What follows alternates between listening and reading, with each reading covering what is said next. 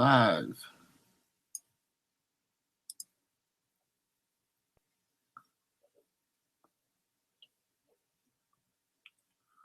Yeah, I'm a little bit early, but the team will be here.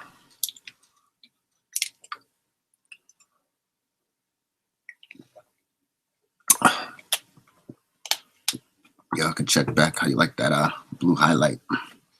It's dope, right? I thought it was dope too. So I went and bought it.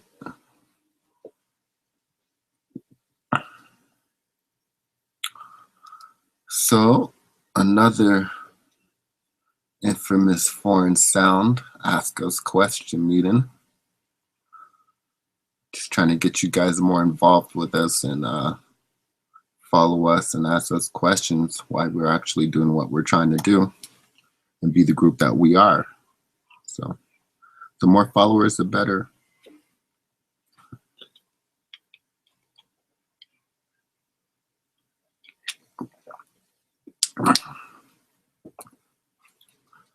Just wait for everybody to get here.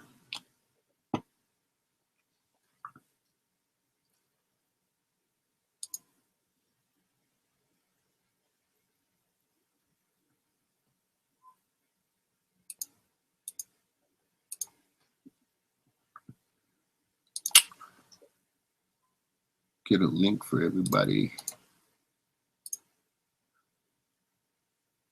We in the business of tweeting and all that. Wrong box.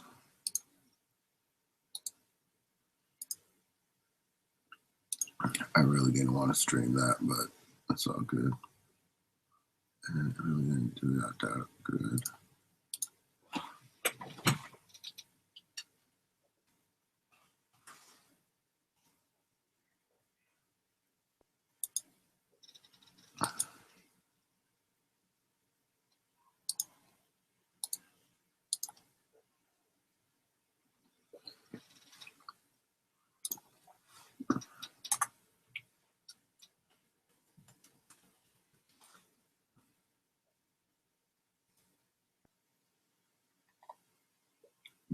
Bam. Nobody joined us yet.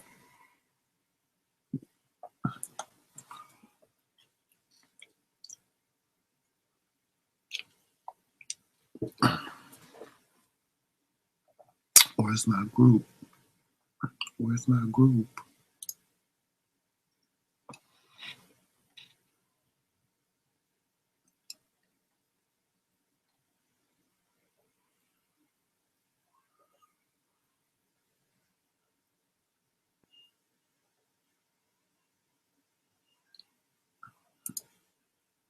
Wow, some nice commands.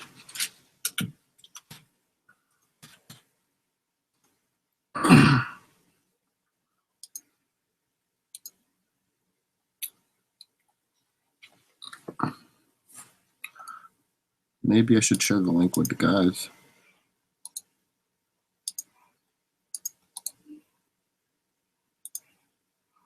He just might not have it.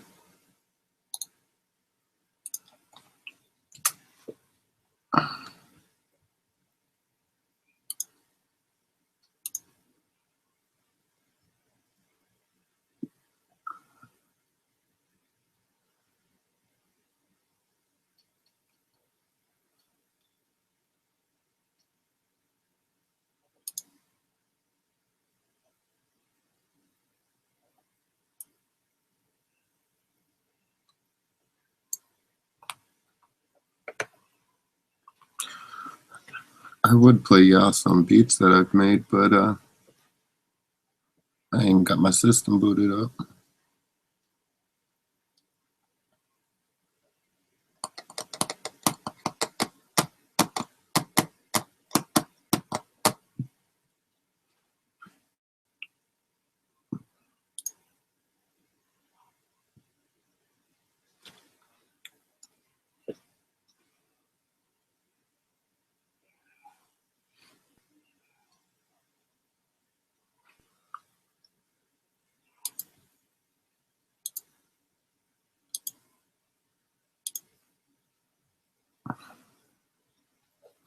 The Sippies in the house.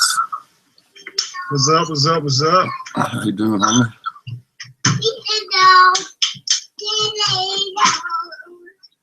Trying to get squared away, man. I'm on the phone.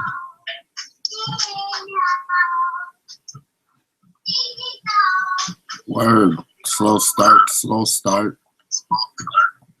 Just shared it. Yeah.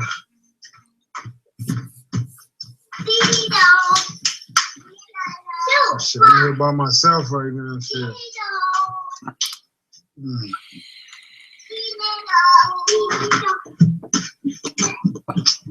Where Meek 48, yeah. Probably out in the garden. I caught that boy K-Sound on here earlier. I ain't get to join the scope, but I caught him on. Yeah. I hollered at him right afterwards. We're live to the world right now, too. You said we live? Yeah. Word. We live on Blab and we live on YouTube. I saw it on YouTube. I just saw the link on YouTube. I hit the YouTube link. Yeah. It looks great. I didn't know what else was available on there. I just screen sharing the app on YouTube, so we're gonna get two recordings either way. Just more ways to engage the fans.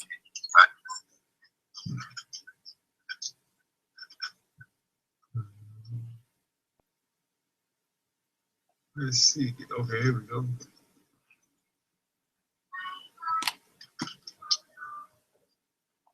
Can I switch up? Oh, shit.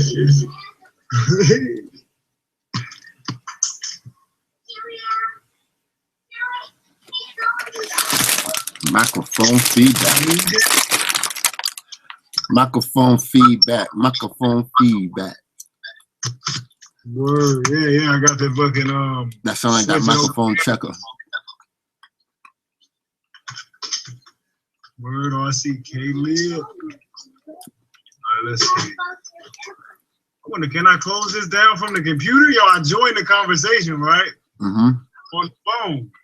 I'm looking at it on the computer. I'm about to hit the X and see if it's gonna let me close it or whatever. See what happens.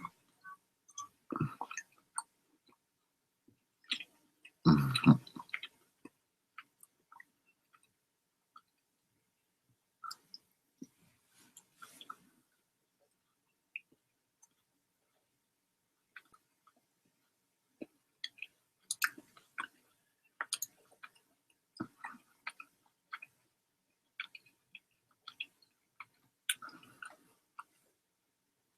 No mic.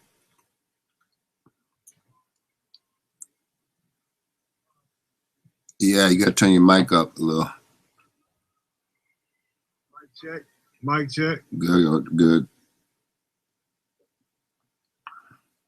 Mic check. You good.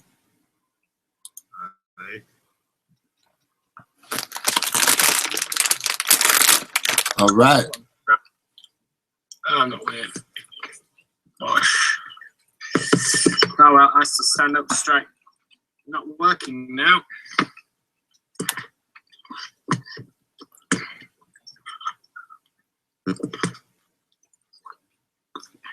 Hey. Hello, hello. We are live on Blab and we are live on YouTube. Oh, nice. That's good. Yep, you just screen share the app. So, works out good. All right, so what's up, guys? What's up? How you doing? I'm all good. Been busy. Busy. Outside. You look fresh and also clean. No. Sorry? You look fresh and also clean? Yeah, well, haircut, clean face, you know. No shave, though. I can't be bothered with shaving. It's not for me. Just do the bare minimum that I need to. Saying that, have you cut your hair wax? Sick. I had my son do it. My little 3-year-old. Yeah, I can see. Starting them early.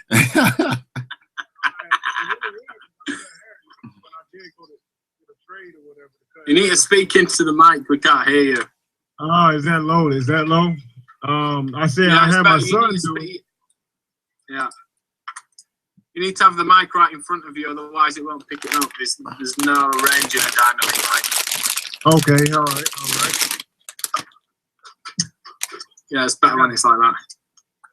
But yeah, so I getting my kids started early, cutting hair, because I Yeah, started good. when I was like 16, 17. So I figured he got the skill in him, so why not? You know what I'm saying? Just let it. I only got. Yeah. I mean, like I don't got no hair to be impressing nobody. He can just cut wherever he want to cut at. It's not like he can do a bad thing, is it? Yeah. I mean, as soon as I handed him the clippers, you know where he went to with the clippers, right? He went straight here. I was like, oh, whoa, no, not there. It takes you about a year to grow a beard, I guess. I still can't grow one. Yeah. Yeah. Takes time. About 2 months ago.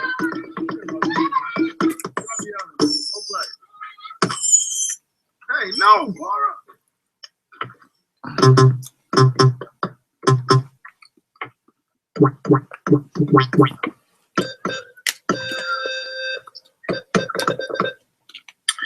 All right. So what?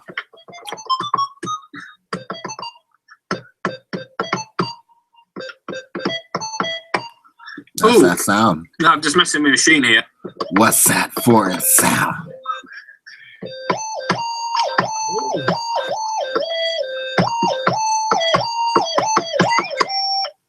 Oh. Sip, did you ever get that foul loaded? Anyway, it's that. That what? No, I never bothered to. I tried multiple times. It's been a couple of different things. I even saved a new file of it with the two. Yeah, I opened it. I clicked it. I opened it. It was the same thing. Like the 808 and the snare didn't come across. It said file not found. And when I went to look for the bounces, there was only one bounce in there. So I loaded that bounce up, and that was the hybrid file. Right. When I was just listening to it, I was like, well, maybe I could just throw some kicks and snare, you know. Maybe I'll make another version and just export the stems in the folders as well. Well, I'm just logging into the server, so I'm going to download that file and see if it opens on here. So I haven't had a chance today to do it. So let me see.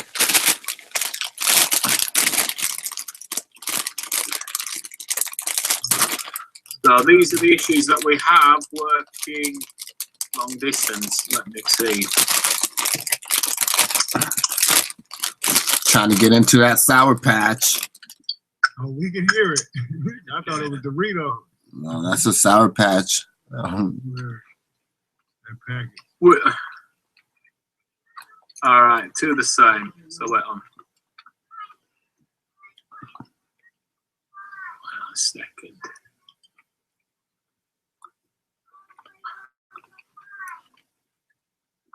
All right, download that. And did you just overwrite the file that I uploaded, Wax? Yeah. Right, okay. It's just so I know to download it, that's all. Yeah. Right, okay. I didn't even name it different or nothing. No, We can deal it's with all not that when cool, it's yeah, time. no. Right. Yeah, it's just so I know while I'm downloading. Right, okay. Let me check out. Okay. Oh, come on, man. Right. Oh, nice. Right, okay. It's clear all. That sound, I know that sound. Yeah, that's on desktop sound. Right.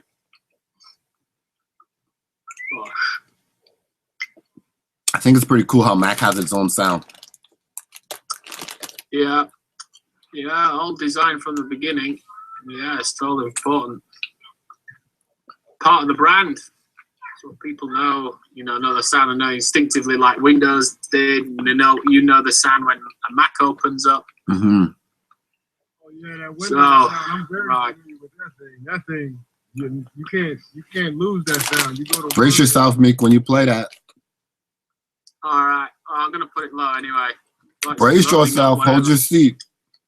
I know you want a stool, but you're gonna wish you had a seat because you're probably gonna fall off it. All right. Well, let's have a look. All right. It says that some files are missing on here. That's the message I got. Right. Okay. The whole kit? Yeah, it's the kit, but that'll be. You should have it. Yeah, it just has to find it. That's crazy because I exported the stems right out of the machine. You didn't get any other error message? Did you get a message about session horn? No. That's the only thing I missed. It just needs to locate the stuff. Not an issue. Right. I just have to find it on my disk. It said that I didn't have session horns installed on my Mac. Don't you have it? Session horn installed. Yes, I do. I have it, and but it said I didn't. Hmm. That's what I was saying. Which have you updated? Recently? Yeah. I updated Studio One. The other day there was an update. You should go start the NI server. Make sure you're logged into my name and update. Careful, guy. Yeah. Update because you're gonna need to. If you fall behind in updates, you will your software won't work. Especially the files that we share. Okay, well, shit. I updated the Mac. I didn't know if the update came out. But yeah, they always update that. New contents too. They love to give us free stuff. NI. Now. Like within a year, Just. if you bought the complete ultimate package within a year, you would get your money back with the amount of stuff they give you every holiday. Yeah, that's dope. Right. One of these two folders. Now, which one it is, I don't know.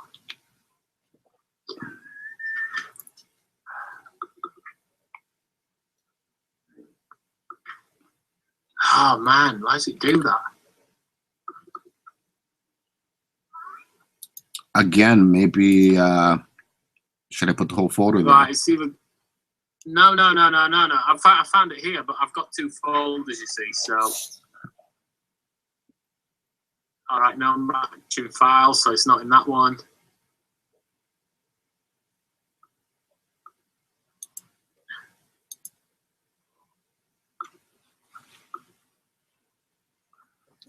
We are still perfecting how we create and share our music with each other. All right. Oh no, it says a folder missing. What? Just when you think you got it down, they go and make an update and everything changes. Yeah. Well, the thing is, what we're trying to do is trying to locate some files that are. Just a minute.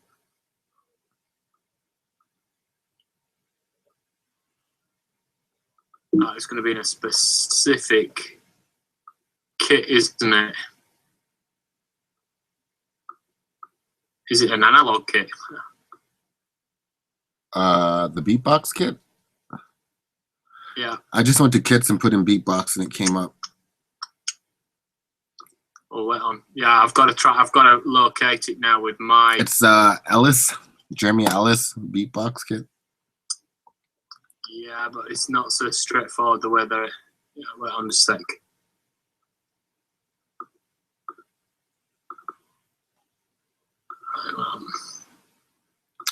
Well, let me give you all some high fives. Well, right. thing called Auto Clicker or something like that. And like say for instance, I don't know who it was I saw do it, but I was on Black one day and he just basically he clicked one time or some shit and it just kept giving high five. I can't hear a word Sip's saying. Am I talking that low? I don't got my yeah, it's big. I'm trying to test out where the input volume should be at. The knob that you turned up. I've been testing you've got to it speak out. directly into your mic. That's the problem. Okay. So let's see. This is better though? Like right here? This is better? It's better when you're in front of it. So the mic is right here. It's in my mouth, man. Yeah, it's fine. It's fine there. It's fine there. I just got it off camera to the side. That's what happens when you got a dynamic. Word. I got both. I'm just scared to use the other one for random shit, you know? Don't want to fuck off just messing with it. I like my Mac mic. Find it. No fuss, no muss. Oh, shit. No, your what? My Mac mic. Oh, damn, yeah. Work like a Shit, charm. Could be anything. Oh, cool. No, it's not quite as shit.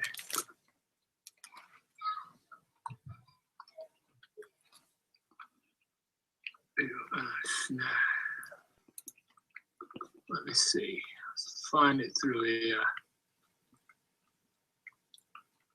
Wait, let me go back. Let me try. No, there. No, it's not finding it there.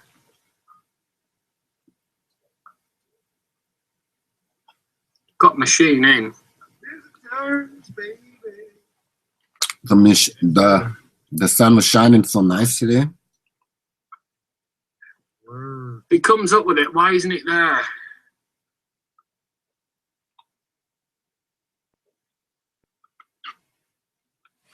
I cannot locate where that is hidden it on my thing. Right, let me quit out of Studio One. It works anyway. The file works. All I have to do is just locate the song where it is. So, oh man, but it's. It didn't I go hate into it your when it does download that. folders? No, I don't need to do that because we've all got the same software and we're all running.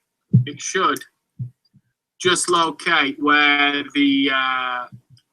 where it is, but obviously because it's coming from Waxter's machine, his route to where his folder is not in the same place where mine is. Plus, it's on a different drive, so I have to locate that for the file then to go. Oh, that's where that file is. I get it. So that's why you gotta bounce it out. I know. Right, so let me see where. But when I clicked your file, it loaded up no problem. But you have to locate it. I didn't have to locate anything. I think your shit must be more advanced then. You got a better fucking computer. Yeah, I've got it here. No. I've got the kit here. It's definitely here. It's in the library, right? Mm-hmm. Because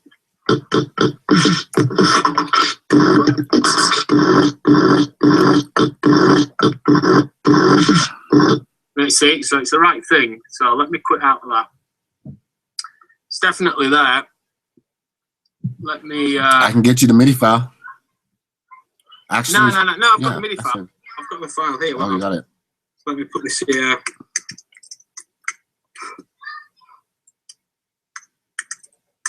All right, just let me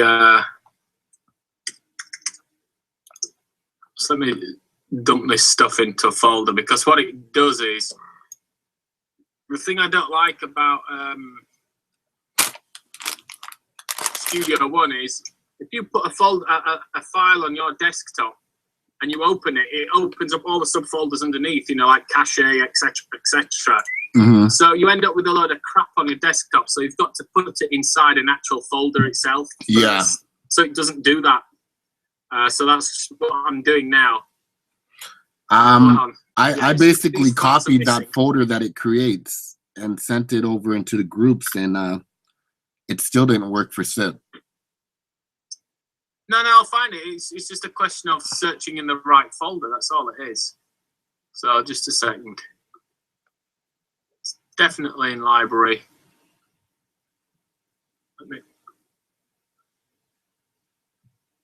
No, it says on. It's going to be silly, isn't it? Nah. Right on. Didn't find it. I got some of it, like the file opened up. You know what I'm saying? It just didn't find all the files. I got the hybrid file, which was like the melody. Then I had the session horn shit, which I just attached to like a I don't know, like a saxophone or some shit in Session Horns Pro. And that's why I was saying, yo, which Session Horns instrument did you use that time? That's why I was just gonna find the instrument and attach it, and I could have figured out what the drums were. It should give you all that in the MIDI though. No, you don't need to, because I've got all the MIDI here. That's what I'm saying. I didn't have any MIDI. I didn't have MIDI in 808 and snare. I didn't have any MIDI wrote there. It just said file not found. But the other things did have MIDI. The hybrid had MIDI, and the Session Horns had MIDI. That was the only stuff that had MIDI. So then the top, the 808 in the snare. The 808s were cause that's from the MPC, right? So it's all snare. It's all samples, kicks, the snares, the hats. And then the only two things that were melodies were the horns and the hybrid. All right. But then I had to put that into WAV file as well because y'all ain't got the hybrid. No, I need the MIDI files because all I've got is a WAV file and it can't find the WAV file. That's why, because otherwise it would launch it directly from machine because it would look for the machine kit, but because you've bounced it down, it's not finding the WAV file. Does that make sense? Whack up the MIDI file and it'll work fine for me because that's all I did, was just put the MIDI file. So just re-upload it with the MIDI file. Don't bounce it down because what I've got here are WAV tracks. So what I'll do is load it back up and I'll just export the MIDI file and I'll leave it in the group folders. Just export it as the instrument because all my stuff, all the instruments are there. So it opens up without a problem. Cool. I'll do that. So yeah, stack that. Do that and then I'll download it, which means the other one will be the same as well. So just upload them both as the MIDI things, as instruments. Don't bounce anything down and they'll be there. So there you go, guys. That's what happens when you're working long distance. Because what we do, we're predominantly working in with Studio 3, and we use Machine and we use Contact and stuff. So when we're actually working with our files, we create our tunes, whatever it is. Predominantly it's MIDI.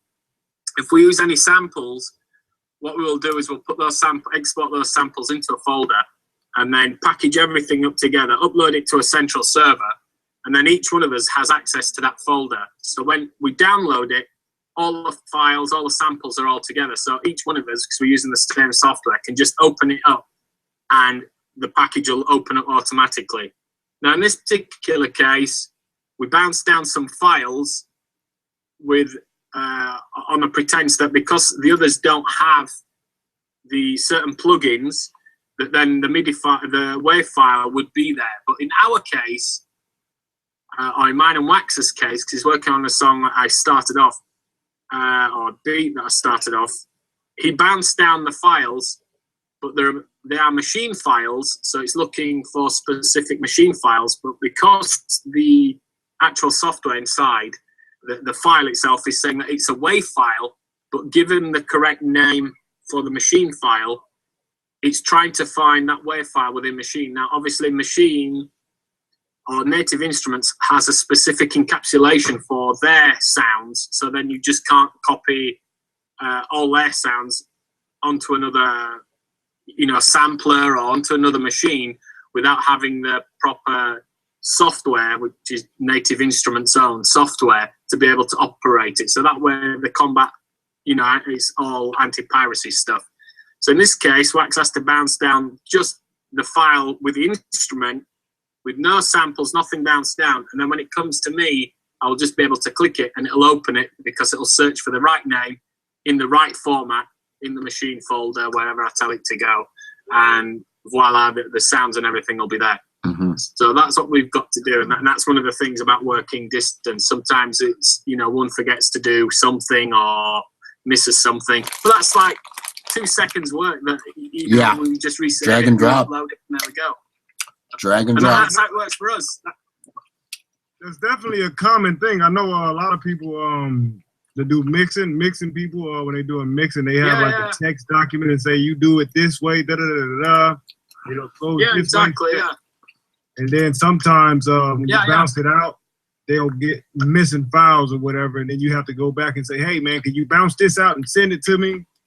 And then it'll get out of the last thing. Yeah. But the way that we do it though, when we just bounce down for the final mix, it's just everything goes into a folder, and then you don't have any files missing. So the way that we work is, whenever we work on a beat, we'll come up with, you know, we'll all go away, we'll come together, and we'll play the beats that we've created. And when we create beats, what we'll normally do is we'll do a whole mix down of the file before that gets uploaded to the server. So we'll do a full mix down, goes up to the server. We all then listen back to the beats and we discuss it. And we decide what are strong beats, what are weak beats, what beats we're going to work on next. And that's how we do it. And once that's done, then it's at that point that we upload the files themselves, rather opposed to just a full mix down. So with a full mix down, we can hear it and we can see what's good, what's bad. Otherwise, you end up with hundreds of folders going up and down servers, and that's how you lose things. So yeah, that's our workflow, and it's working good. We're perfecting it. Yeah, it takes time, but it's getting there. But it's all working good. So, any other things? Machine. Let me talk about machine, because I know it's a big thing. Yeah, I tend to use it. I still haven't got used to it. It's dead easy. It's just because I come from a proper, you know, a DAW background. You know, I started off in Logic and worked many years in Logic. And to come away to something like Machine, we were talking about last time within the part 4 of the drum machine things from 1949 to the present. So if you guys haven't caught that part 4 over on YouTube, go across and watch it. Or you can watch the whole series so far. We discussed about Machine, about having the processing power outside of your own computer to be able to process audio. Now, for me, it's kind of strange because with the DAW, I had complete freedom to chop, change, do everything. And I got to a point where I could work very quickly within Logic or Pro Tools or any of the other standard DAWs. But with Machine, it's like a DAW from a DAW. Does that make sense? A workstation within a workstation. So if I was to import Machine into Studio One or into Logic, you import it as a VST. But it's weird for me to work on Machine outside and then drag it in to edit it. And it's just, I find it strange. It's weird. It just seems like kind of backwards to me. Sort of sequence something in Machine and then take it in and just either copy files across, and it gets complicated. So I haven't quite got used to that, but I'm digging what I'm hearing with it. It's kind of cheating. Yeah, I find it is cheating. It's like a blagger's guide to how to make music. For me, it's like it's half in, half out. The big thing being with Machine was because Machine was actually built for hip hop. It wasn't built just totally it was agree. Built for hip hop, and that way, the reason why it's set up like that is because a lot of hip hop producers and such deal with sampling music, and it's the background of that is sampling music. So it's set up. Yeah, so when you're sampling, you'll flow right through a beat. You know what I'm saying? I totally relate to that. Yeah. And then when they send those kits I completely relate to that. Yeah, those kits they send out kits now, and it's like every element of the beat is right there already in the kit. It's like a kick, a snare, hi-hat, every element. Yeah. Ambience, the bass. Yeah, totally. Manipulate that. I find what I find, the sounds and everything, I love it. But I find to try and sequence a beat can be kind of tricky. For example, when But you know, when you're in a door and you create, say, a 2-bar loop with a bass or something like that, and you think, oh, that's great. Okay, I don't want it there. I'll just drag it over here and stick it starting from bar 3 or half the way through bar 3. On Machine, I find that you can only write in, you know, sections of bars. So if I've got a 2-bar loop, I can't create a 1-bar and then start it on the second bar, if that makes sense. Right. So you've got like a space before that, but you can do that in the DAW. So for me, that's just like, man, why am I going to try to figure that out when I can already do it? And that's a good thing to keep mentioning that, because they need to hear that, and maybe they can fix that, because I think that's one of those small things that they may have overlooked, and nobody really caught on to it.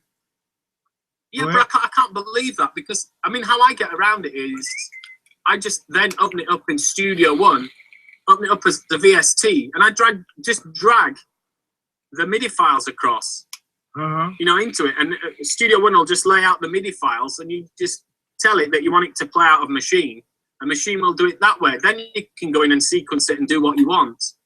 Right. It's just a way of working, but then the whole principle of Machine is taken away, which is the idea is that you sequence it and you do it all outside of your studio, outside of your DAW, and then when you drag it in, you're just finalizing mixing it.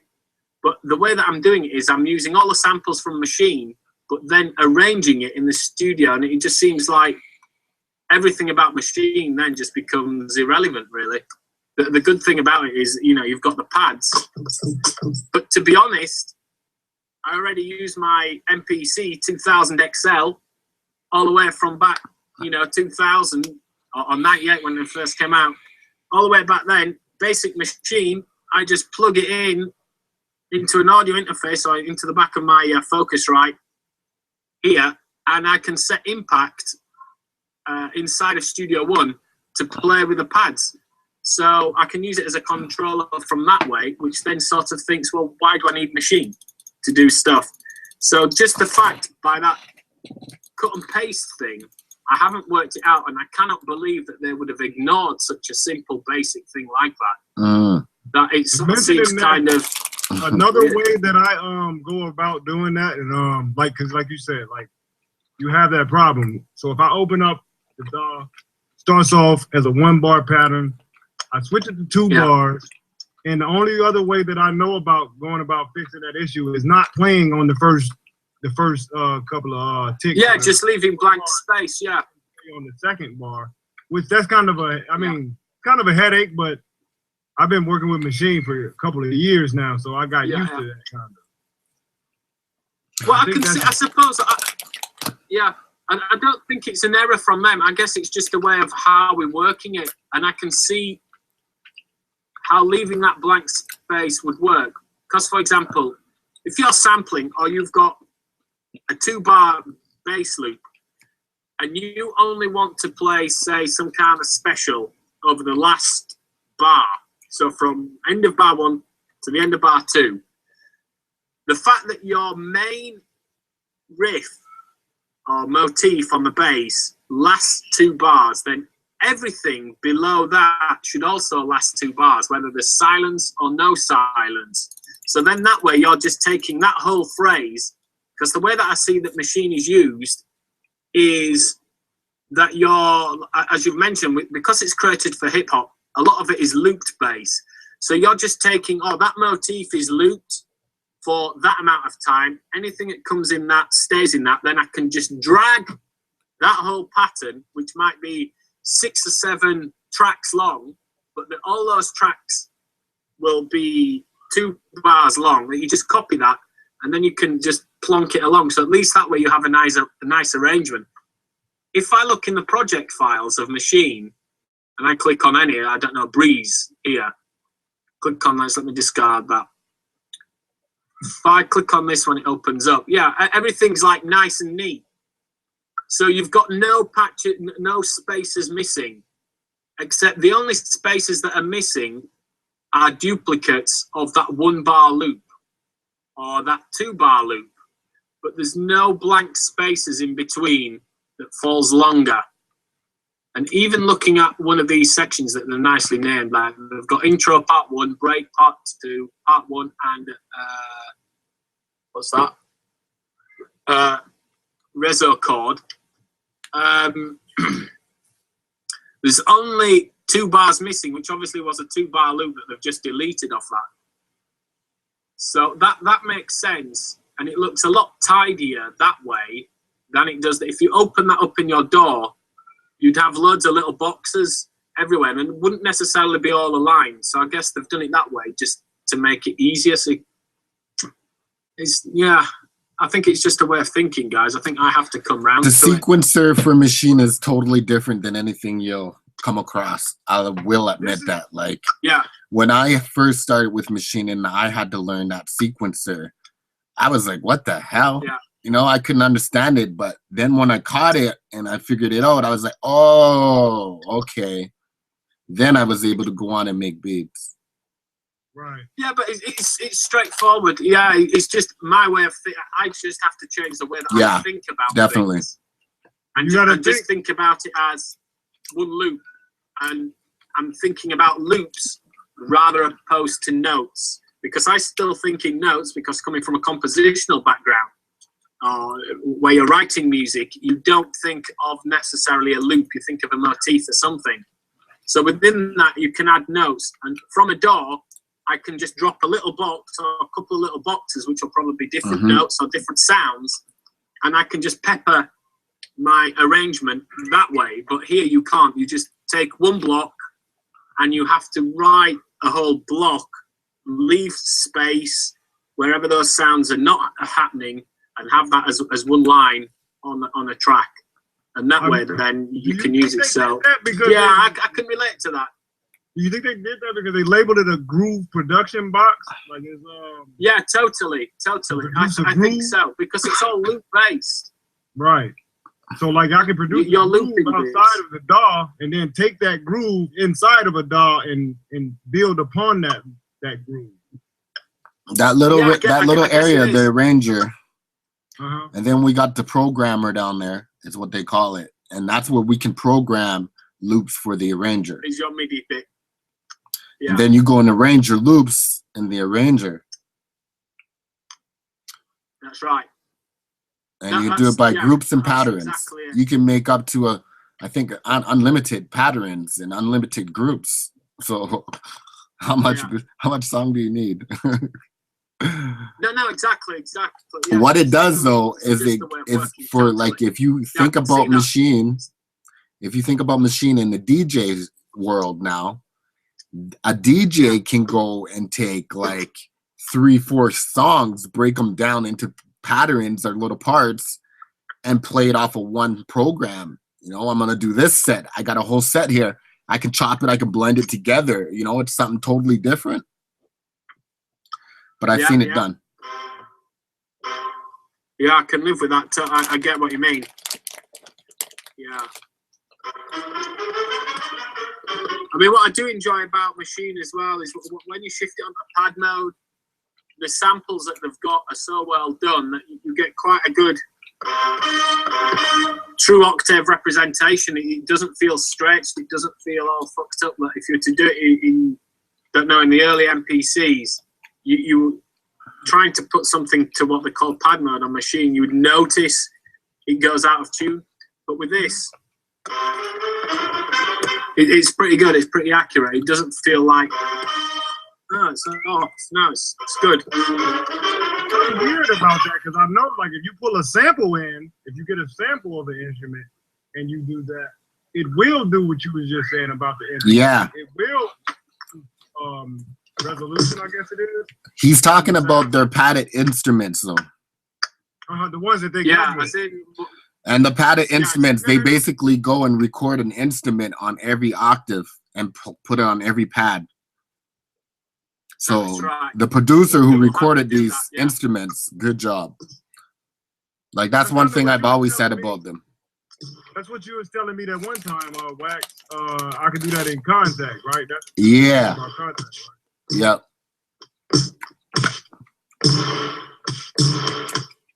You'll find some instrument packs that you'll find. Nice sounding.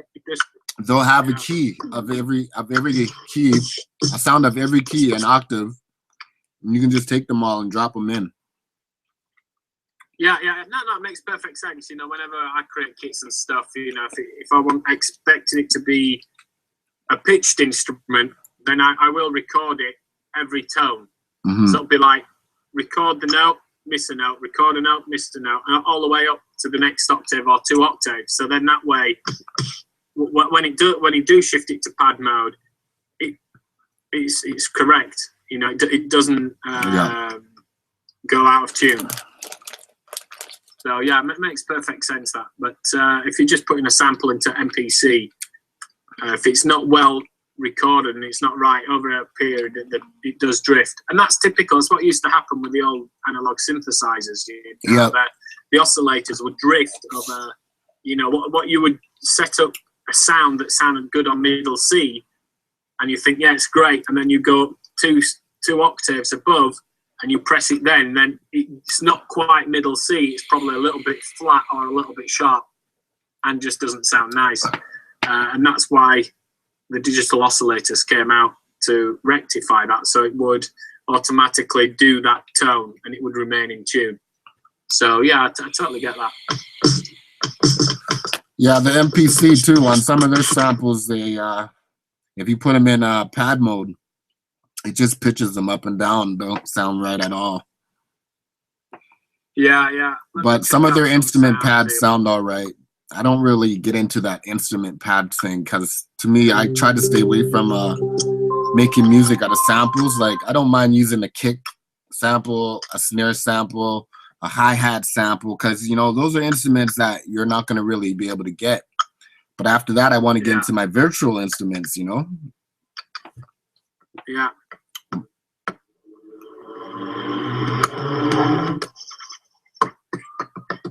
Yeah, but yeah, because I can spend hours in machine just looking for inspiration. Definitely, it's a great tool to have in the studio. It would take you 2 minutes. It would take you 2 minutes to get inspired. It does. This is my thing. Like when you have those sounds, I know you said this a bunch of times, Meek. When you have that many sounds at your grasp, it's like, man, like you get a good horn and then you get a good string and you get so many different types of good melodies. Like I found myself in the middle of making a beat and I would find a sound that I really love. I would have another beat going. Yeah, absolutely. Do you know what gets me as well is when you've got a kit, but then you're not just using one kit, using 3 or 4 kits, and you go, man, those sounds are great. And then you're having to go chase all those sounds to remake a different kit with those great sounds in. That can be a bit frustrating, but sometimes I say lots of sounds is great for inspiration, but sometimes to have too many sounds, it ends up being the opposite effect, and you end up just being overwhelmed with it. And loads of inspirations, but so much inspiration that it's a blank. You're looking at a blank canvas then, and you don't quite know where to start. Right. I got a good tip. You end up with about 5 or 6 different beats on the go. You know, I got a good tip. I got a good tip for you two, and a good tip for everybody else out there in the world who uses Machine or any NI product. They got this little star in their Finder window. Yeah. If you click that little star, it's a favorite. So when you are starting to look for sounds or you want to go back and find sounds, if you click that little star, know. No, that's really useful for making tunes, definitely. Yeah, because then you can go through it and you just click on that. Yeah, definitely. Oh yeah. What I've always done, and y'all probably laugh, but what I've always done after about 6-7 months of messing with Machine, I started to build in my own little group kits or whatever, saving it like Sip Easy Kit 1, Sip Easy Kit 2 out of my favorite sounds I like. Yeah. That's what a lot of guys do. Yeah, a lot of guys do that, and then they then say, "Oh, this is my kit." Yeah, and if you listen to some of the producers out there going, "No, these are sounds that I've created and I've done," I've used these over the years and da-da-da-da-da-da. Where do you think the sounds come from? A lot of the guys don't necessarily record those sounds from scratch. They'll take something like Machine or something like Contact, tweak it a little bit and say, that's my sound. And then, you know, get a few of them and make up their own kit and then output that. You know, they don't necessarily create it from scratch. Unlike mine, the kit that I did, all those are complete from scratch sounds. All created on synths properly, not tweaked from, you know, no oscillators, nothing, and then dialing it in properly. Proper sound design. Or banging things and stuff. So there's that line of work as well, which is like Foley work, really. So. You know how you got instruments, right? I know one of you guys might know. Yeah. Under the instruments panel over there on the left, I went to go look at that little star that you was talking about, and I hit the X. Yeah. And I closed out all of my sound. My browser, not the type, but I don't see none of the sounds at the bottom. I don't see the kick, the drums. Like I'm looking at the Caribbean current. I don't see none of the sound. I messed up my machine. I know that.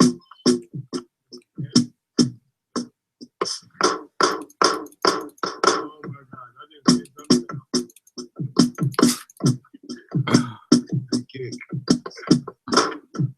Well, it's been used quite well. It's got a nice little home here, waxed. That's great. Yeah. I knew you would find good use for it, my friend. Yeah. You're still not used to it yet, I could tell.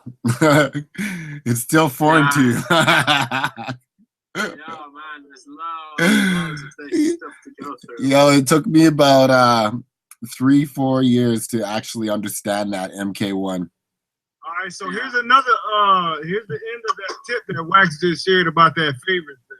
If you click that favorites thing and you don't have any favorites, you're gonna get a window with no sounds in them, and you have to re-click that favorites window to get your sounds to show back up. I know that. There you go. Because you went to the favorite section. Yeah, and then you know the window when you go to like all your sounds, right? When you click your sound to load it, if you hold your mouse beside it and you go to the right of it, it will have a little spot where you could click the star, each individual sound. Yeah. Then it shows up in favorites. So I'm gonna start doing that.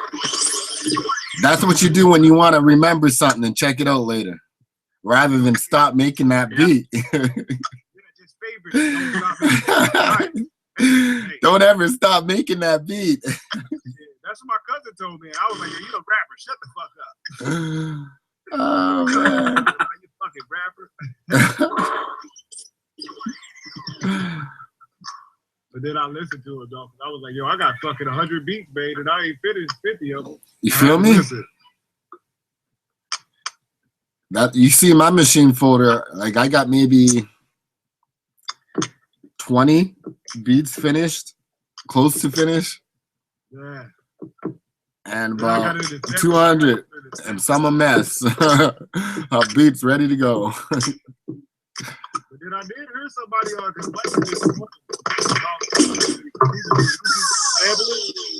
there's a message going around. They say people are like sampling 4-bar loops from way back in the day, and then they're just reselling a 4-bar loop like it's with like an intro and an outro in it or whatever. And people are mad about that. There's a lot of producers doing that right now. Didn't as far as I recall, Machine Masters did that, didn't they? They brought out a sample pack with pre-tiered samples. Yo, they do that every time. The gospel. They do that every time. The gospel thing. Yeah, it's so basically what you're paying for them is for them to go dig it. Yeah, and uncleared samples. Well, they're allowed to do that. But then they got producers. It's up to the producer. They got producers that are coming behind them, right? So, for instance, if I go buy the gospel, the ghetto gospel volume, whatever, 1, 2, whatever. If I go buy one of those and I don't have the knowledge, like all of the knowledge that you normally would have as a producer, if I don't have that, and I say, well, I bought this from Machine Masters, these samples have to be cleared. I can just play them out how they are and then make a beat to it. And then I go sell that beat and I got a rapper mad at me or a singer mad at me because of this sample problem. And I'm like, well, I bought these samples, but they wasn't clear. Yeah, but if you read their README files, that's the first thing I always do. Whenever I download a kit, I always read the README file because that has to say it. And if it doesn't, the people that created the kit are liable for it. And on the Machine Masters one, even on their website, it says that, no, none of these samples are cleared. You're responsible. They clearly state what you're paying us for is for basically is digging, is finding those samples, and we bring you the best samples to capture that gospel groove, and it's up to you to clear it. So if you use it in your works, that's your problem. And they're saying that, but if people don't read it, well, that's their problem, isn't it? But that's one of the things I always say, stay away from samples because it's being done to death. You don't want that problem, man. So easy. Yeah, it's so easy to get caught out these days. It's not like 10 years ago where you could flip it, reverse it, well, they got switch in and out, put loads of effects. You damn near can hold your phone up to a song, and if it's a sample in there, it'll find it. Your phone will find it. Just the phone alone. Yeah, of course, yeah. I mean, the software, Shazam. You got Shazam's 5 prime songs example of that. one song. Yeah, it just, oh, this is a cool song. What's this? It's a digital age, people. It's funny as shit, man. Oh my god. Yeah, but I mean, I was watching the other day, sort of going off on these sample things. I was watching Notorious. You know, it's about a story of B.I.G. and, you know, Puff Daddy or Sean Combs, whatever he wants to be called, P. Diddy, P.D. or whatever his name is these days. And I was looking at the final credits of that film just to see, you know, all the music stuff. And even in those credits, they say where the samples came from. Oh, look, this is using a sample from this, a sample from that. So, you know, they give credit to it, and obviously all those samples are all cleared, you know, but it just shows you that, yeah, you know, it doesn't matter who it is, you have to get samples cleared, you know? That's true. A big thing I heard the other day, I was in Ninth Wonder Scope, and, you know, he's a big-time sample producer. And somebody come in there, oh, you're never going to get this sample cleared. And he's like, who the fuck are you talking to? I know Beyonce and 3LW, whoever the fuck it was. He was like, I know them personally. He's like, I sample because I really can get these samples cleared. And you don't know that. And he's like, you guys following my steps and you guys can't do it. You end up in a dead road. I was like, wow. I never heard no sample producer say that. Yeah, because you see, sampling, there's two things here. When you're sampling and you're getting it cleared, you've got the publisher and you've got the artist that created it or the producer that created it. The publisher can deny everything to anybody, can say, you're not going to use that sample, and no one can use it, regardless if the artist says they can. If the artist says they can, the producer will look more favorably towards that sample being used. So what you've got to remember is a publisher will always want to make money, okay? So they're like a record company, but what they do is they sell your song idea, not the recorded works, but the song idea. And what they want to do, they want to get that song idea in as many albums, as many songs, as much radio play as they possibly can, because they get royalties for that, okay? So if somebody comes along and says, I want to sample that and I want to use it, the publisher will go, yeah, okay, fine. We'll just clear that with the artist. We'll, out of courtesy, we'll ask the artist if it's okay. And 9 times out of 10, the artist will say, yeah, it's fine. But they can kick back and say, no, we don't want them to use it. But the publisher can turn around and say, well, yeah, in fact, you're going to allow it. And obviously, it helps if you're a producer and you're sampling to please both sides of the coin. So if you know the artist, it's going to be a lot easier to get a sample cleared because they can put weight onto a publisher to say, yeah, clear it, it's okay, I'm cool with that. Than it is just to please the publisher, because the artist might turn around and say, no, I don't want that. And the publisher might go, well, yeah, okay, you're worth millions, so I'm going to, you know, stick with you. So, yeah, there's always touch and go about who can use a sample and who can't. But in it, you know, your case or the guy's case that you're talking about, he's obviously in a much favourable position because he's a nice guy to the artist and a nice guy to the publisher. So of course he pays up. Yeah. Ninth, he could do it. He got the money to pay for it. At least he got the money to pay for it. Yeah. Remember, at the end of the day, it's called taking care of your shit, you know, taking care of business. Yep. So if you pay loads of money for a sample to use it, then you will be able to use it. Yeah. But yeah, it's a sticky road. Is sampling causes you've got to really now be 100% sure that you are going to get a hit from that. Otherwise, you're spending thousands of dollars on, you know, nothing. So that's why you tend to see only the really big producers getting away with sampling stuff. If you hear something on the radio that's been sampled, you know, the chances are that it's being cleared because no one can afford lawsuits these days for uncleared samples. It's just not worth it. It can just break your career totally. So no one's taking, you know, those chances anymore. But here's one. Talking about sampling and talking about records and MP3s and things like that. Heard through the grapevine the other day, somebody confirmed what I assume is inevitable anyway, that apparently Apple is considering stopping iTunes and just concentrating on its Apple streaming service. So in about, you know, 4 or 5 years down the line, there's going to be no more iTunes and it's just going to be streaming services. So you won't actually be able to purchase MP3s or anything like that online. You'll just have to pay a subscription and just stream your music. I don't like that. I don't like that, but hey, it ain't up to me. But I don't like that whole idea of taking away the hard copies of music, slowly or fastly, however they're doing it. I don't think that's a good idea. I think Jay-Z little title thing, I don't know how much success he's had with it, but I think that was a bad thing as far as for the consumer is concerned, because it's a lot of consumers that are left out in those little loops because you are subscribed to iTunes or, you know what I'm saying, it's other service.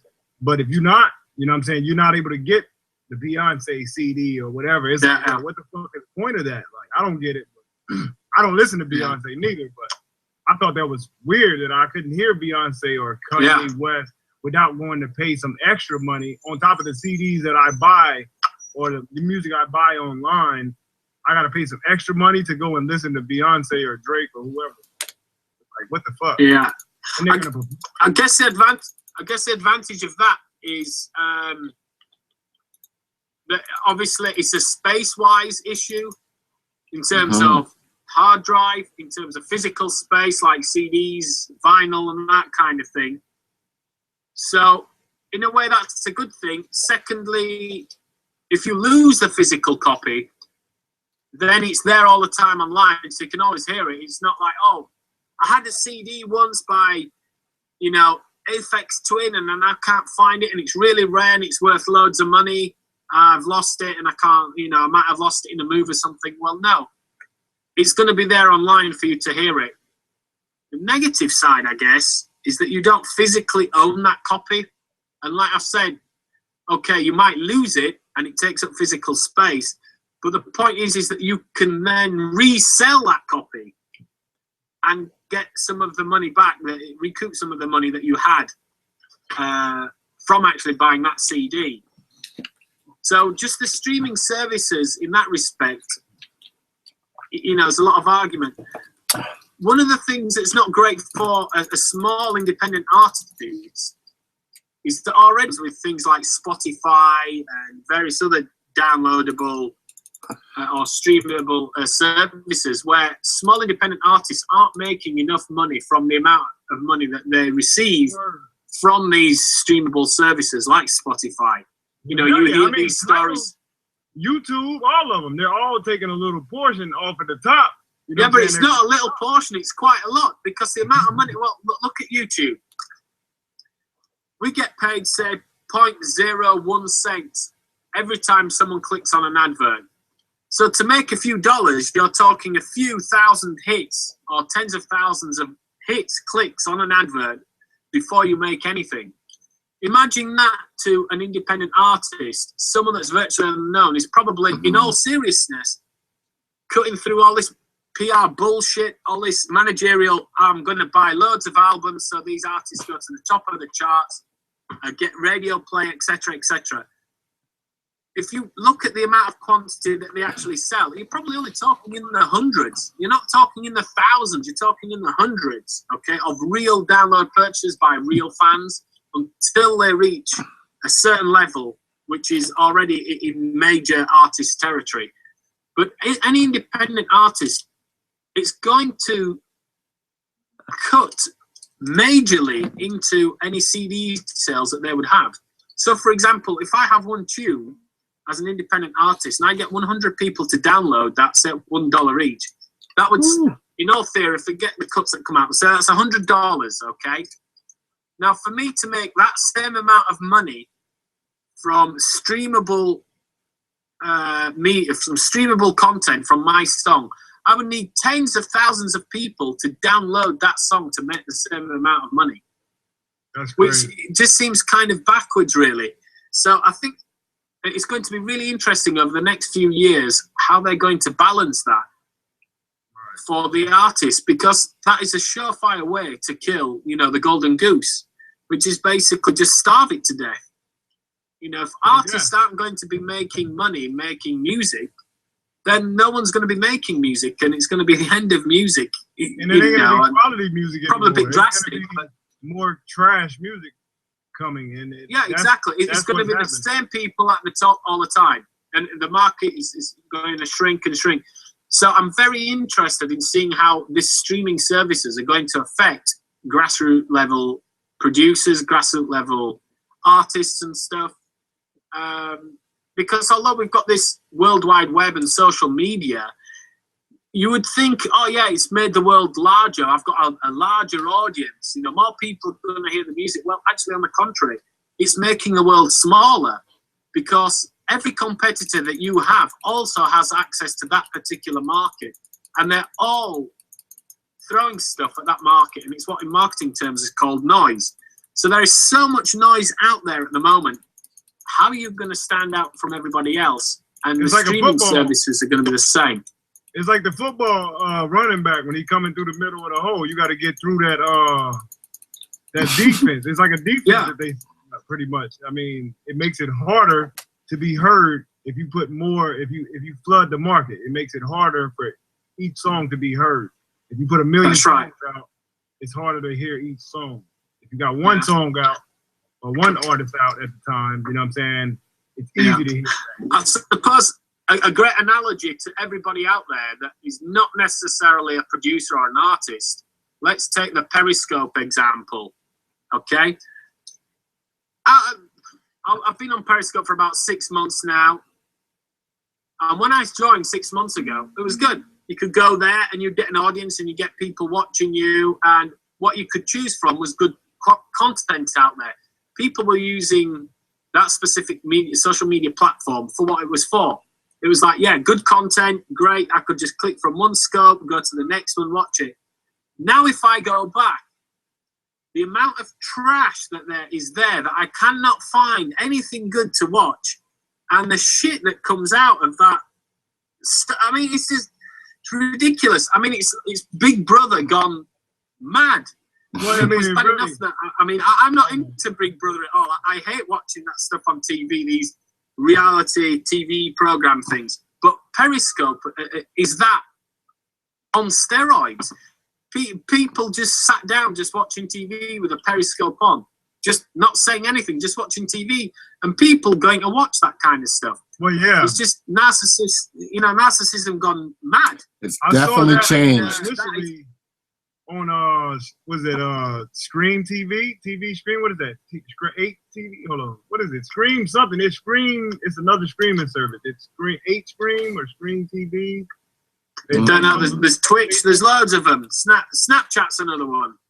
Yeah, Snapchat. I mean, I never get ready to get the following down on that thing. Like Snapchat is a little, I don't know. It's kind of complicated getting the following or whatever going, and I don't like like that. That one is like I said, it's more complicated. Periscope, it did take a huge downfall.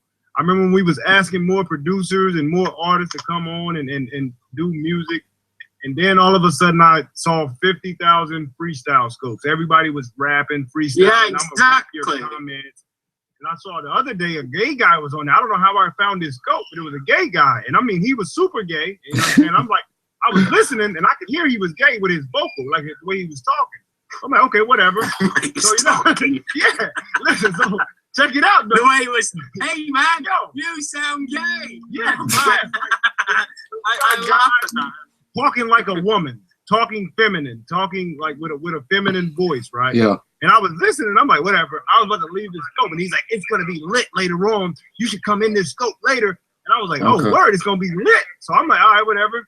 So I see the scope again, and I go back in there. This gay guy is in there. He got a fucking skull mask on, AK-47, 4.5s, all type of guns, and he's just in there. And they're like, everybody's coming. The police are gonna come to your house, and he's like, oh, fuck you, I'll kill you. I'll kill the police. They come over here. You see these guns, and I'm like, what happened to Periscope? Yeah, it's mad. It's mad. Yeah, but yeah, it's definitely. What about the lonely, mentally disturbed girls showing their ass and titties? Oh my gosh, I don't even know how we got to that point in the world. The sex bots. Oh, no, sorry, you know what's even worse? I don't know if they're bots. You said bots, right? They might be bots. Yeah, bots, but like when they come on, they don't never scope. It's a bunch of females out there. They don't scope. They'll just come in and follow you, or maybe they'll do a like 10-second scope and they'll say, "Oh, I'm going private in a few minutes. Follow me." And I'm like, I'm not following you. Shut up. Why would I follow you? Like, go private now. I see Sip's been clicking those links, hasn't he? No, I really haven't. I just no. They really they was following me. I have a lot of followers. Go to my followers.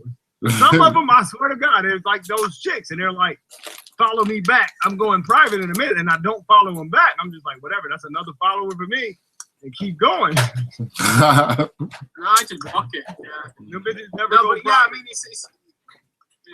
it's entrepreneurship, isn't it? It's, everybody's out to make a buck. And I mean, it seems everything is like that. That's what I'm saying. The world is smaller. I seen it on Twitter. They was doing that, and what they did, they would do all of these they steal naked pictures offline and shit like that, pornos and stuff, and they post them, get a lot of followers, and then they sell them to a local artist somewhere. They sell the whole page. Yeah, of course. Hey, I got so many followers on this page, you can have it. Tell the account, yeah. Content. And it's like spam, though. That's right. That's right. Yeah.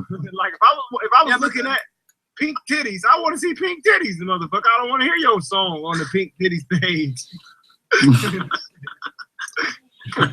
Mad. Even some of these titles, some of the titles they title their periscopes. Oh God. Spam. Straight out spam. It's just ridiculous.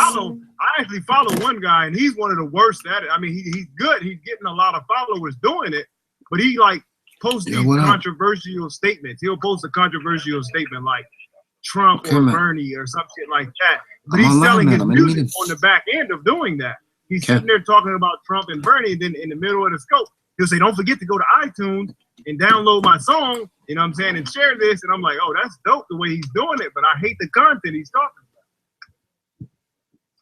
Yeah, Solo has that extra trick that no one's heard or seen before these days. Yeah, competitive. Yeah, you have to do it. It really is dog eat dog out there, and there's a lot of big dogs at the moment. You know, so yeah, it sounds all doom and gloom, but it's not. It's quite an exciting time because that means that people are going to have to start to get extra creative or super creative with what they're doing for the music to stand out. And I'm really interested to see if it's true of, if your music is great, then, people will find you. I'm really interested to see if that is still true. I don't think that's true at this day and age. It's not. I can tell you for a fact it's not. You got to have some kind of marketing involved in it and some kind of a plan together to get your music heard. I still believe that because I believe like this, man. If you could draw and I don't give a fuck how bad you are when you begin. If you draw for 20 years and you become a great ass artist, I will find your ass and get a tattoo. If you're a great roofer and you can fix roofs better than anybody else in this world, and I need my roof fixed, I'm gonna look you up. I'm gonna do the research to find the best person available. And I mean, that's me. That's me. But I mean, there's some people out there that are broke. Sometimes when you're broke, you ain't gonna go for the best. You're just gonna go for the cheap. That being said, there's got to be some way for you to be found. You know, you got to set a platform for yourself, and you got to somehow build it up. You know, you got to build that momentum to be number one. You know, you can't just say, "Hey, I'm number one. Look me up in the yellow pages." That's not going to roll. Because they don't know what to look for. Absolutely. Yeah. So either way you look at it, you got to have some kind of plan. You know, that's what iFSS is. You know, we build a platform here for us. That's right. Exactly. I mean, you look at the amount of money that record companies shove behind albums and promote them. You know, probably not even a quarter of it goes on to the actual development of the artist or the development of the music. It's all funneled into PR and marketing and stuff. It's the only way that they can do it. So who shouts the loudest? And that's why I was saying I'm very interested to see how it's going to pan out over the next few years of how well streaming services do. Because it really is going to see if it's going to level the playing field or if it's really just splitting it completely. So you've got people at the top that can afford it, will always be there, and the ones at the bottom will never get lucky. Does that mean that we're going to have a two-tier system for music? We're going to have shit at the top and great stuff at the bottom, or vice versa? I believe the bottom runs the top in a certain sense. I know that overall, the top sets the laws and regulations and what comes out, but somebody can reach the bottom people. It doesn't have to be a rich person. If you can reach the bottom people, the top doesn't even matter. That's how I feel. If you can really connect to them like Tupac did, a lot of artists out there that was really able to connect to the bottom people, they were able to change the game as far as music is concerned. And that's what I think as far as like talent is concerned. Because I know there's some talented people out there that I like musically, but it's hard for me to convince the next person, hey, this guy right here is great and he's better than that guy you're listening to. You should listen to this guy. It's like, I'm wasting my time saying that, you know what I'm saying? And that's where I think music has changed because people have started to understand, yo, I'm wasting my time. If DJ Airwax is from Canada and he likes Drake, and I'm talking about, well, listen at this guy over here from America, and it's like, yo, that ain't even gonna get it because he listens to fucking Drake. That's it, you know? Like, I got people back home. I don't listen to Drake. No. I just said that because you from Canada. I like Drake, but I don't listen to Drake. Okay. Yo, you can't. Okay. Yo, Drake is I'm just gonna sit here with my clothes off, guys.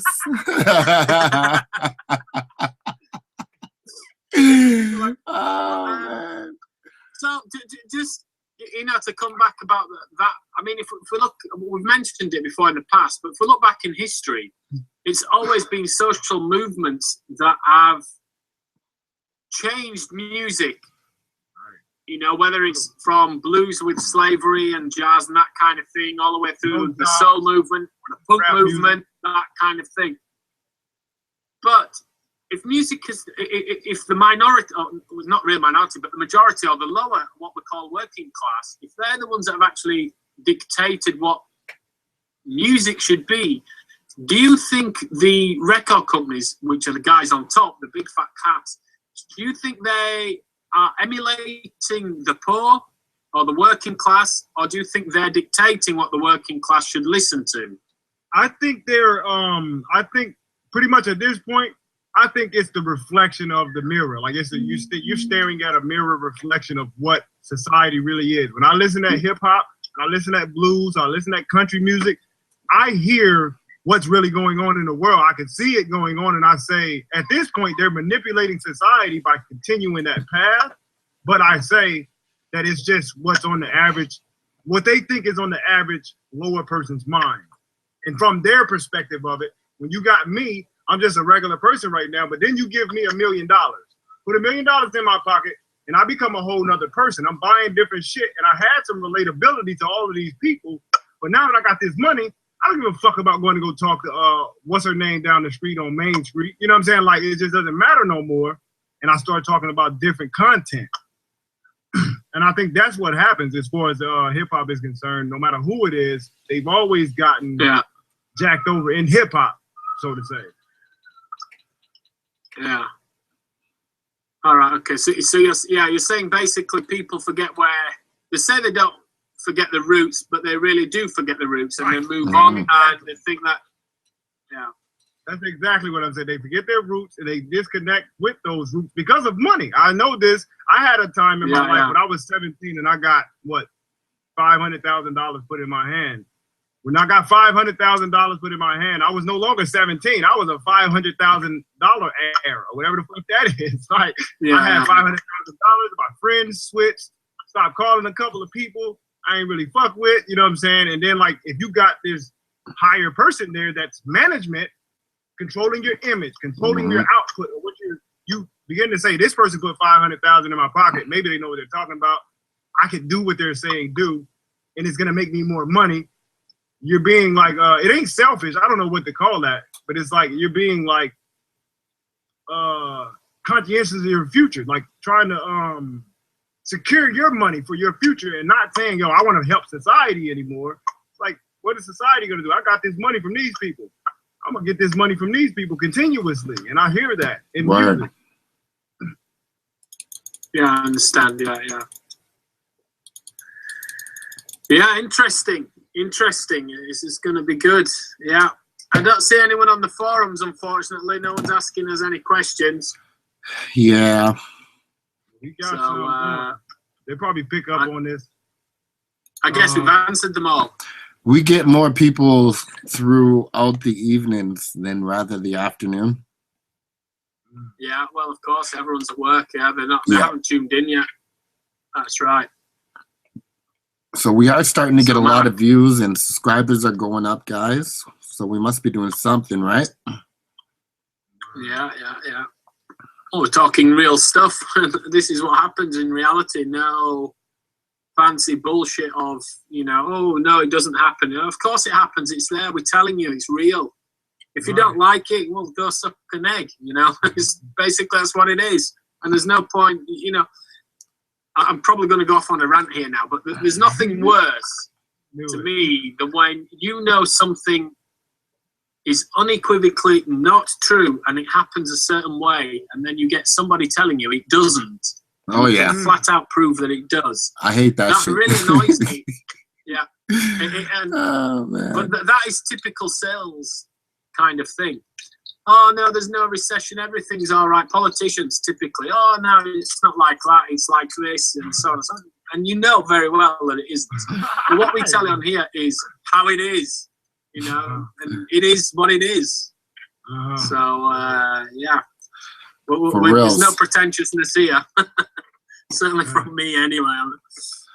Like, honestly, from the time we started iFSS, we've been doing about 2 video documents a week, some weeks. And from start to now, you can learn how to do what we're doing for yourself and start your own group. We're not hiding the information of what we're doing. No, it's there from day one. You can see it. All the mistakes. I look at it kind of similar to what the problem was a second ago. Meek was talking about like the future problems between streaming music and what is it, like the regular way we get music now. And like if we got a lot of groups like this like out there, you begin to get force. You begin to get more power, and then the small people are no longer just small people. They're an entity as well, and you have to respect the entity. You have to respect that. And in the corporation. Yeah, you give a voice. Yeah. Yeah, definitely. People speak through us, or people speak for themselves, but we speak as a unit. Yeah, definitely. But it'll be really interesting to see how other groups like ours, if there are other groups like ours. Well, they're coming. I've seen some Facebook posts, man, talking about these groups that are coming. I ain't gonna say no names. I've seen groups expanding because of what we're doing. Salute. Yeah, Salute, well, man. that doesn't surprise me. It's a natural thing. You know, let them expand. It's good. It can only be a good thing. We should all pull together, and it would make it be a super duper group then. Yeah. You know, that would be a really great thing for music in general. But for myself, I'm in it for the music and for what it's worth, you know, and I love it. And it's, you know, my vocation, same as you guys. Music. So, you know, if we make money on the way, just great, like you know, music. You remember that sample? So, I remember the just like music. That sample. Woo. Yeah, but that's it. Okay. You know, it's what it is. But yeah, it all makes it worthwhile anyway. I'm glad that, you know, followers are beginning to come, because it keeps me going anyway. Whenever there's somebody out there and either love me or hate me, or lovers or haters, it's good. You know, it gives us a sense and a purpose to go on. Right. And the thing is, we'll never stop going. So yeah. I think I want to say this. Great. In a minute, a lot of people are going to pick up on the whole those reason for YouTube doing these videos, blogs. behind searches. When you searching in the future, they're gonna pick up on them videos. I feel like it's gonna be like a boom in a minute when we get these videos. Like, cause we got a pretty good amount up there with a lot of content. If you go through it, I mean, literally by the Beat Machine, it ain't some information. If you go look at our infamous Foreign Sound Society YouTube, if you're looking at information about a Beat Machine, it's up there. I'm pretty sure. And if it's not up there yet, it's coming up there. So if you're one of those people that's looking into getting in production, in the music, into something like that, definitely check out these videos. It gives a lot of content, a lot of good information about these different types of beat machines and controllers. That's right. And all the videos that make up those videos as well, so people can dig. Absolutely. All the links are up there and everything. So you can either find it through my site or through the iFSS YouTube page or the sites of the other guys that are going to come out. Sip, your site must be nearly done at some point soon. My site is pretty much done. I just got to get the money on my card, the $9.99 on my card, and then the $50. That's another thing. But yeah, I just got to get the money. And Wax, yours will be almost ready now as well. I guess about 2 more weeks. Yeah, that's good. So, but good news is that. Good news, we can watch the IFS website. We'll be going live soon. Yeah. Pretty soon. Well, that's going to be live at any point in time, isn't it? You just need to press the button and that's it. Yep. So, yeah, that'll be coming out at some point this week. All right, guys. Well, Great next content. time we have a hangout is going to be when? Sunday. Yes, that's last part of the Beat Machine. Part 5. Definitely. Yeah. I did not know there was going to be that many parts. But yeah, part 5. Yeah, it's going to be a good one. It's going to be good. So yeah, we'll see you guys on Thursday's meeting. Yeah, I'll see you Thursday. That's tomorrow. All right, guys. Speak to you later. All right, we out. IFSS.